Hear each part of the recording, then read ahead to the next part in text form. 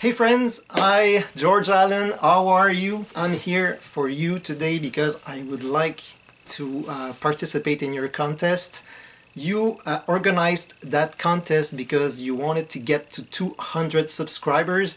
Well, last time I checked you were at 226, so congratulations. You wanted us to show 3 albums, one from the 60s, one from the 70s, and one from the 80s. I made my choices at first, but then I went back and watched again your contest video, and you really were very specific that you wanted us to show our favorite bands from those eras. So I had to get to scrap my choices and get back to the basics, because I cannot help but show the bands that most of you know that I like. For the 60s, I had to go with The Who, and the album I chose is their opus work, Tour de Force, Tommy, of course, from 1969.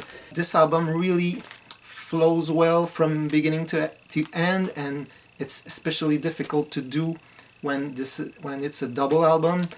And I discovered that album when I bought it on CD, so this is my CD version.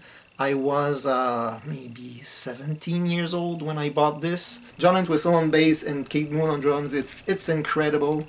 So for the 70s, well, it's no surprise, guys, my favorite bands from the 70s are Boston and Yes. If I wanted to really go by the rules of your contest, George, I had to go with Boston, and of course the first album is my pick. This is the very first CD that I bought of this particular album, because the first Boston album that I listened to was Third Stage, and the second one was Don't Look Back. So imagine that when I listened to Don't Look Back and started to really enjoy the band, I didn't even know the song More Than a Feeling. So that's, when I think about it today, that's very odd.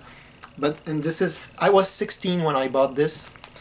As you can see, the back is very old style, and I never liked that design, but now that it's getting older, I'm starting to find it very cool, psychological. In 2006 I bought the remaster version, very well done, remastered by Tom Scholz himself.